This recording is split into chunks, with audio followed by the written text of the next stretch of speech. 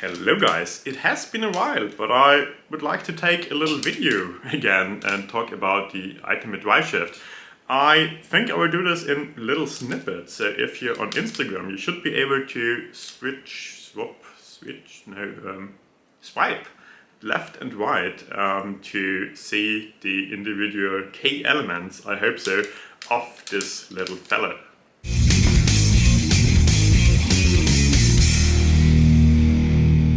The ultimate DriveShaft is a full CNC machine construction, so all the black metal parts you can see here is basically CNC machined and anodized aluminium. Also the tension rods are made from stainless steel, they are also individually machined for specifically that purpose. Every DriveShaft being assembled by hand here in my workshop, since I'm not a big fan of taking any compromises and I do have the best performance and accuracy in mind.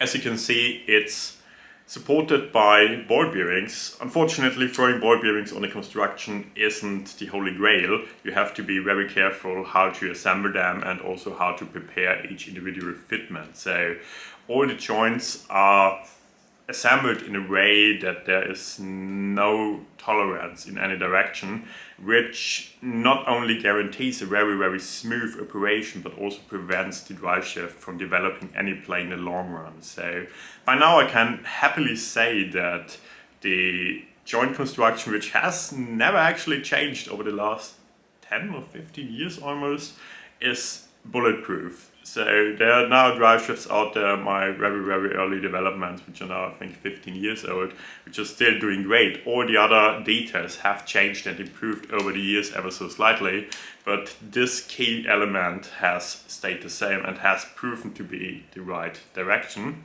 Overall, I also have a little bit of convenience in mind. So the extension rods, you maybe can already hear it. There are reference marks, I think 10 on each side, so you basically can always set the DriveShaft to the very same position when you just fold it down to pack it to go basically to travel.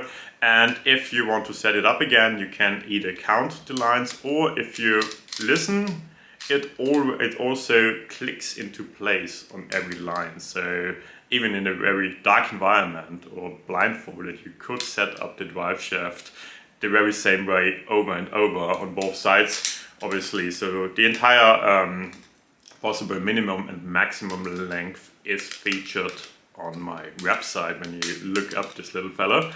Also, I'm a big fan of form-fitting connections.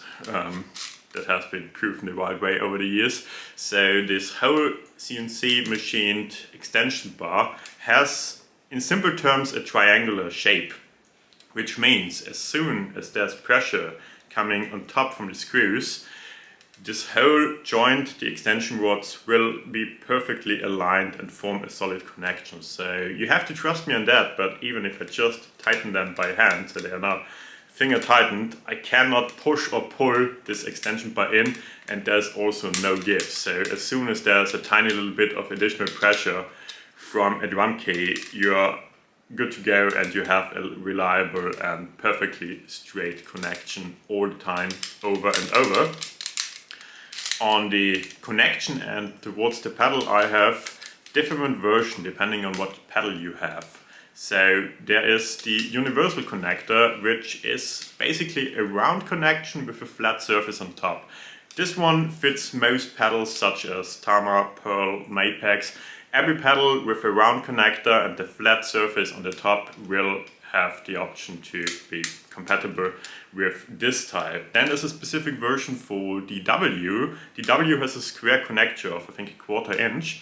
And my connection shifts the connection 45 degrees, so it forms once again a triangular connection, which means that when you have a DW pedal and you notice that the DriveShaft can wobble side to side on the connection towards the pedal, with my DriveShaft you don't need to modify anything around the pedal side, but since the connection is twisted 45 degrees, it forms a form-fitting connection, and you will always have a perfectly straight and reliable connection between your main and your slave side of the double pedal.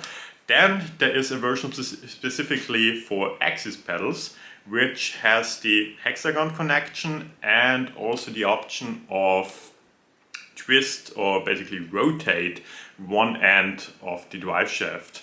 So the problem is with axis pedals that the hexagon connection on the main and on the slave side, especially on pedals that I think now 2 or 3 years old or way older, they are not in line. So if you would connect them with a straight bar and set the beta angles parallelly, the slave footboard angle and the main footboard angle would be different by quite a bit. This is the reason why the original design has a round bar where you can basically individually rotate the drive shaft wherever you want it to be in order to align both footboard and beta angles. With my version, everything is similar to the universal standard version, Darwin version, whatever, but the end piece on one side has the option to rotate to adjust the footboard angle, specifically on axis pedal. This is every other pedal on the market. If you connect them with a straight bar, they are perfectly fine, they are perfectly in line.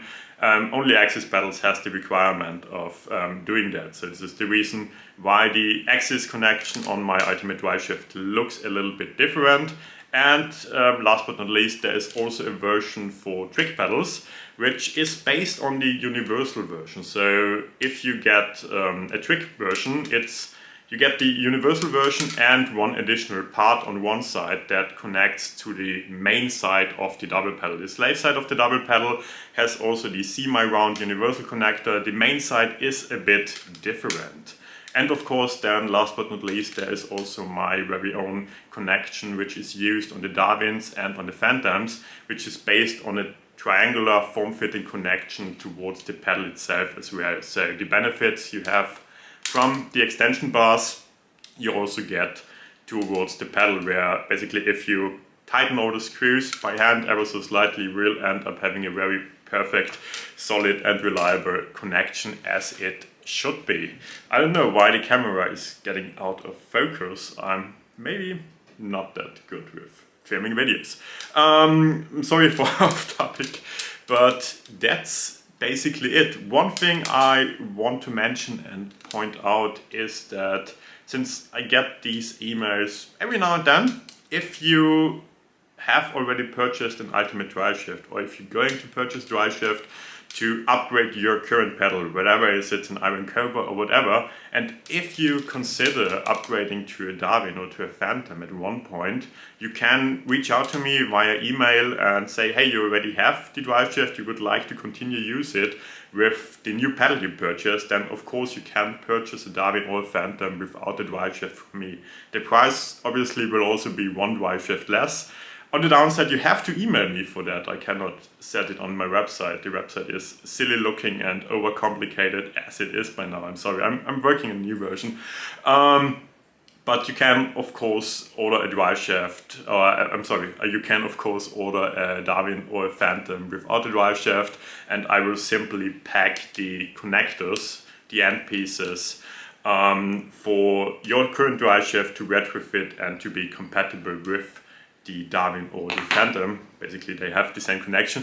One thing on that note I want to point out is the modularity of the drive shaft. So the end pieces of each drive shaft, they can be replaced. So this also means not only if you upgrade from an Iron Cobra to a Darwin and you want to use the drive shaft, but also for example if you have an Iron Cobra and you also have a DW9000 at home, or if you get a DW9000 second hand and you want to use it with this drive shaft, you can also write me an email and I'm able to provide you these connectors, these end pieces for the drive shaft, and they are a plug and play solution. So the connection between the end piece and I call it the fork from the joint, they are also based on a form-fitting connection held in place via a single screw. So overall you get, if you consider purchasing one drive shaft, it should last for a lifetime, and based on the modularity it offers, it also should be the case, since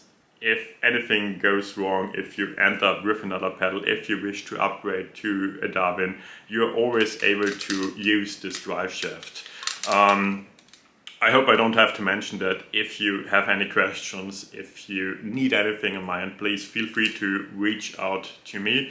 I always like to mention it in my emails that I consider it to be my job to offer solutions, just tell you what it is, you have to choose if it's worth considering or not. But in the end, if you trusting me with your time, with your money, it's in my very best interest to offer my full support all the time. So on that note, it has been a pleasure recording a video in a while again. I hope this won't be the last time, and I'll talk to you soon.